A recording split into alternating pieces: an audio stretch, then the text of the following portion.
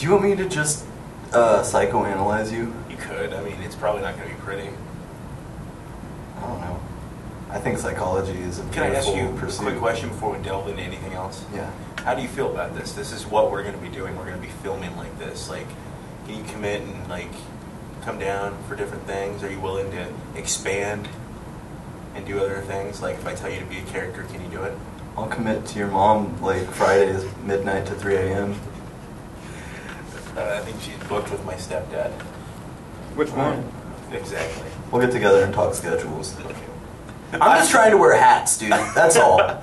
Normally I'd be wearing flip-flops because of the weather, but can I be AC Slater and you be Zach Morris? Sure. I was an aroused 10-year-old at that point. Like, I'm not even hating on it. Bacteria have that urge, you know? Just some reactions are just those reactions. More like an octopus. Easy like a Sunday morning, for sure. It's arousing, yet terrifying. Ladies and gentlemen, welcome to the very first segment of Comic Talk, here at the world-famous Kansas City Improv. I'm your host, Brandon Stinson, and today, our guest is the preeminent Proust scholar of northern rural Kansas City, the one, the only, Jake Wright. Jake, how's it going today? I'm good. Good? Yeah. Just got a few questions for you. Okay. First of all, my question to you is, what's it feel like to be the first comic to be on our, little comic talk show? I think life is meaningless, if that answers your question. Okay. I guess everybody wants to know, why comedy? Why did you choose comedy? You know how, like, if you ever just felt like a sore thumb and you wanted to, like, alleviate that tension? You know what I mean? I always found that flipping a situation into the realm of the absurd was like hitting a pressure release valve, and it just felt good. And, so I just kept doing that. And then as you get older, it becomes more like a person who's open about having a sense of humor. I think it becomes more unusual, and that's why people move toward the stage, maybe. So would you say that you relieve stress or pressure when you perform? It puts pressure on me, really. But after the show, it's a pressure relief. And up until the show, it gives you something to dread. And it gives you something to look forward to, which is something I like. It punctuates life, It's like doing a show, it's like a punctuation mark in the story of your life. It gives you a stop point or a start point. And then, the different seasons. Who would you say that your inspiration was to do comedy? What is that?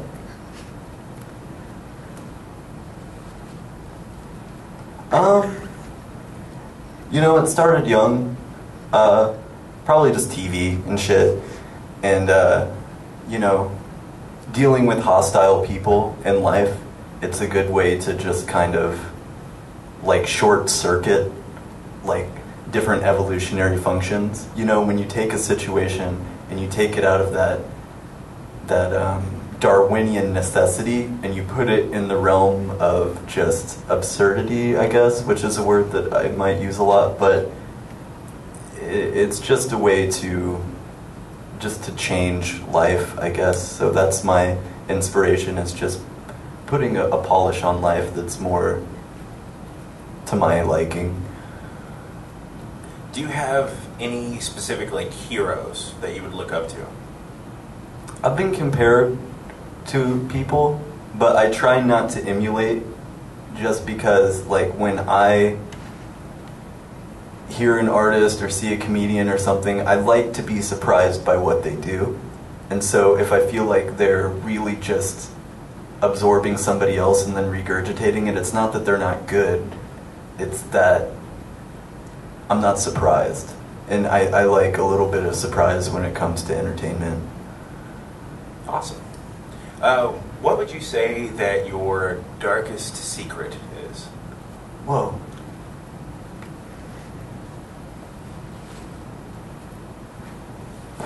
I got a lot of dark secrets. I'm a dark guy, I'm ruthless. That's not a secret. I'm getting to that. I take no prisoners. Ayn Rand. You know what I mean?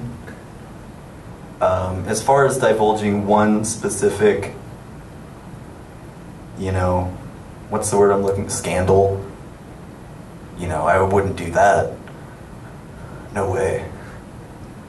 Well, if you don't mind me asking, By the way, good call on this grapefruit beer. okay. What would you say if I was to ask you? Why you gotta play me like that? Play you like what? Okay, now you're gonna play yourself like dumb, but what were you saying? Okay, if I was to ask you what song would describe the loss of your virginity, what song would you choose? Speaking of virginity, dang. Dang, dude.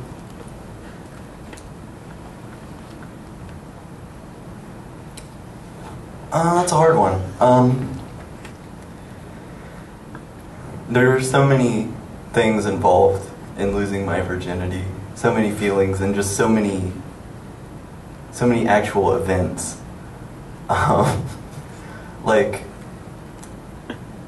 when I lost my virginity, I was in a basement, and the whole time I was doing this, my friend was knocking on the door telling me we had to leave. And I guess I would say almost knocking on heaven's door, but then that seems like too much of a vaginal reference to really be accurate to who was knocking, because it was another person knocking when I was in the room. But I guess in a way I was in heaven and he was knocking on the door. And I had a gun.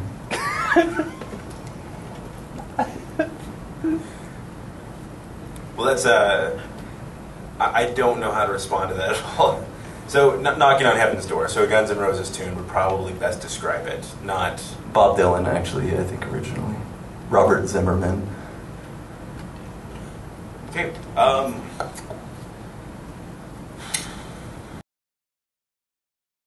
Would you say that you had an audience your first time? Doing what? Sex? Sex, yeah. I mean, that depends on your religion, I guess.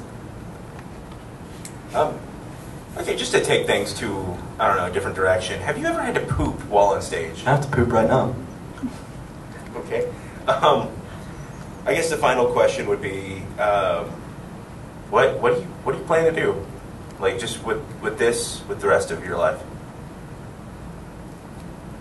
How about this? How about I ask the final questions? Okay. Because of how much that there, you know what I mean? Like when there is, unless, do you know what I'm saying? Like if it wasn't, because when it's different, what do you think?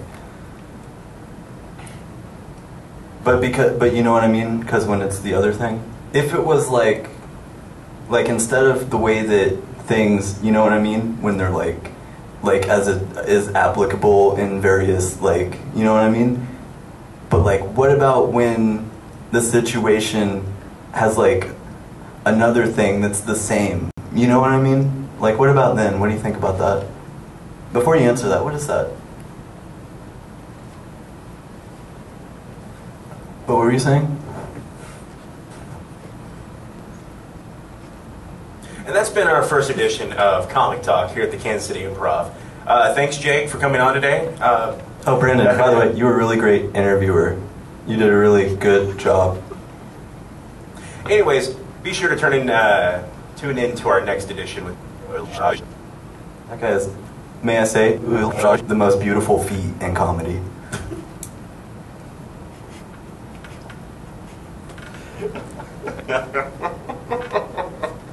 It's so fucking hard to keep a straight face. It's because it's true.